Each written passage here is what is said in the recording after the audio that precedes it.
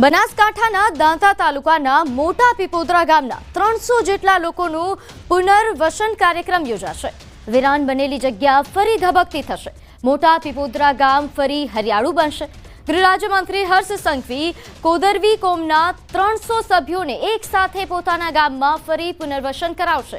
આ પરિવારો 8.5 હેક્ટર જેટલી જમીન છોડીને ગયા હતા તે police district inspector land record સાથે પરત કરાશે। કુલ 29 પરિવારના 300 સભ્યોને પોતાની ઓળખ મળશે। તો આ દ્રશ્યો છે નોંધે છે કે 12 વર્ષ બાદ ઘર વાપસી થવાની છે। મોટા પીપોદરા ગામ એ ફરી હરિયાળું બનશે કારણ કે અહીં સ્થાનિકો ફરી વાપસ આવશે, ફરી ઘર વસવાટ કરશે। જે લોકો જમીન છોડીને ગયા હતા તેમને તેમની જમીન ફરી વાપસી કરવામાં આવી રહી છે। રાજ્યમંત્રી હર્ષ સંઘવી દ્વારા ઘર વાપસી કરાવવામાં આવશે। નોંધે છે કે આ પરિવારો 8.5 હેક્ટર જેટલી જમીન છોડીને ગયા હતા અને તે police district inspector land record સાથે પરત કરવામાં આવશે। કુલ 29 પરિવારના 300 સભ્યોને પોતાની ઓળખ પાછી મળશે અને તેઓ પોતાના ઘરે પાછા વળશે અને ત્યારે આ મોટા પીપોદરા ગામના લોકોની આજે ઘર વાપસી।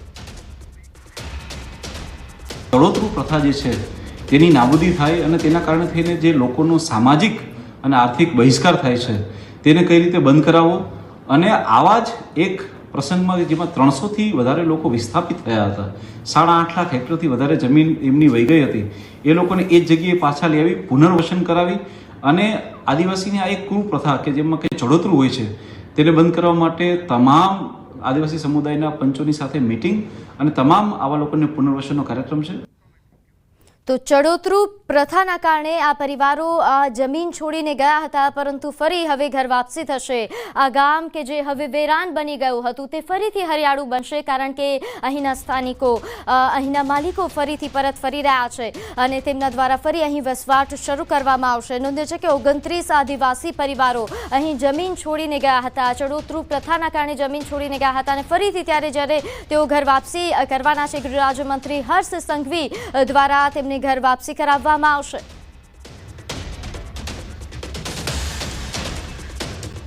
તો પંચમહાલના ઘોગંબાના રણજીત નગર ગ્રામ પંચાયત નજીક બગીચા પાસે ફાયરિંગની ઘટના સામે આવી। અહીં ગામના ડેપ્યુટી સરપંચ અને ઘોગંબા તાલુકા ભાજપ કિસાન મોરચાના પ્રમુખ મિત્તલ પટેલ પર બાઇક લઈ આવેલા અજાણ્યા ઇસમો દ્વારા એક રાઉન્ડ ફાયરિંગ કરીને તેઓ ફરાર થયા હતા। સદનસીબે ફાયરિંગની ઘટનામાં મિત્તલ પટેલનો આબાદ બચાવ થયો। ફાયરિંગ કેમ અને કોના દ્વારા કરાયું એ હજુ અસ્પષ્ટ છે। પોલીસ દ્વારા ફરિયાદ નોંધવાની કાર્યવાહી હાથ ધરાઈ। તો જૂની અદાવતમાં રાજકોટમાં જીપ માથે ચડાવી હત્યાનો પ્રયાસ કરાયો। લાઈવ હત્યાના હચમચાવી નાખનારા આ દ્રશ્યો રાજકોટના છે। અહીં વાહન અકસ્માતની જૂની વાતનો ખાર રાખી જીપમાંથી ચડાવી હત્યા કરવાનો પ્રયાસ કરાયો। શહેરના કુવાડવા પાસે નવાગામના આણંદપર ગામે રહેતા નરેશ ઠાકોર નામના શખ્સ અને ગભરૂ સાસકિયાના ભાઈ શૈલેષ વચ્ચે અગાઉ બોલાચાલી થઈ। વાહન અથડાવા જેવી બાબતે બોલાચાલી થઈ, જેનો ખાર રાખીને નરેશ ઠાકોરે બોલેરો જીપ લઈને આવ્યો। એક વ્યક્તિ પર સ્કૂટર લઈને આવતો તેના પર બોલેરો ચડાવી દીધી હતી। આ અંગે નરેશ ઠાકોર સામે પોલીસ ફરિયાદ નોંધાવી છે। તો ભાવનગર શહેરમાં ફરી અસામાજિક તત્વોનો આતંક સામે આવ્યો। અહીં ચવડી ગેટ વિસ્તાર પાસે 3 યુવકોએ મહાનગરપાલિકાના ડ્રેનેજ વિભાગની ગાડી સળગાવી। નજીવી બાબતે થયેલી બોલાચાલીમાં ડ્રેનેજ વિભાગની ગાડી પર પેટ્રોલ છાંટીને આગ લગાવવામાં આવી। સદનસીબે ગાડીમાં રહેલ ડ્રાઈવરે જીવ બચાવી કૂદી ગયો। ફાયર વિભાગે ઘટના સ્થળે પહોંચી પાણીનો છંટકાવ કરી આગ કાબૂમાં લીધી। સમગ્ર ઘટનાના સીસીટીવી ફૂટેજ પણ સામે આવ્યા। આજે હું ગાડી લઈને અમારા શેઠનો ફોન આવ્યો કે ગાડી નવાપરામાં મૂકવા જવાની છે, તો 3 જણ આવ્યા। ગૌતમ છે નામ એમનું, ગૌતમ પરમાર, સુભાષચંદ્ર રહે છે, એની હારે 2 કોઈ ભાઈ હતા। એને એમ કે તારે માથાકૂટ કરવી લે, તું કેમ ગાડી રાખીને એમ કરીને સીધું પેટ્રોલ નાખ્યું। તો રાજકોટમાં જૂના ઝઘડાનો ખાર રાખીને કારમાં તોડફોડ। રાજકોટમાં ગુંડાઓ કેટલી હદે બેફામ બન્યા છે તે જુઓ। શહેરના જંગલેશ્વર વિસ્તારમાં મહોરમ સમયે થયેલા ઝઘડાનો ખાર રાખીને લુખ્ખાઓએ રેસ્ટોરન્ટ સંચાલક યાસીન સુહાનીની કારમાં તોડફોડ કરી। કુખ્યાત આરોપી સમીર ઉર્ફે મુરઘો સહિત 7 થી 8 શખ્સોએ તોડફોડ કરી। દ્રશ્યમાં જોઈ શકાય છે કે 2 થી 3 શખ્સ ધોકા લઈને આવે છે અને યાસીનની કાર પર તૂટી પડે છે। કારના કાચ પણ તોડી નાખે છે। ભક્તિનગર પોલીસે ગુનો નોંધી વધુ તપાસ શરૂ કરી। તો બીજી તરફ ભાવનગરમાં પણ લુખ્ખાઓએ 3 કારના કાચ ફોડ્યા।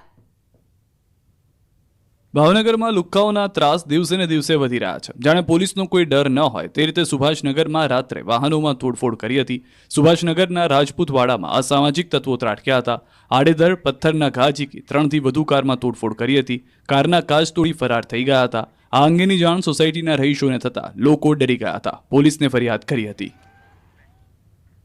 અંબાજી પંથકમાં પાણીનો પ્રશ્ન ઉઠ્યો છે. સરકાર દ્વારા અંબાજી પંથકમાં અનેક જગ્યાએ પાણીના જળ સંચય માટે વિવિધ ચેકડેમો બાંધવામાં આવ્યા, પરંતુ હાલમાં મહત્તમ ચેકડેમો તૂટેલી હાલતમાં છે, જેના કારણે ચોમાસામાં પડી રહેલા વરસાદના પાણીનો સંગ્રહ થવાને બદલે વહી જાય છે. ચેકડેમો તૂટેલી હાલતમાં હોવાના કારણે ખેડૂતો ફક્ત એક જ સિઝનનો પાક લઈ શકે છે.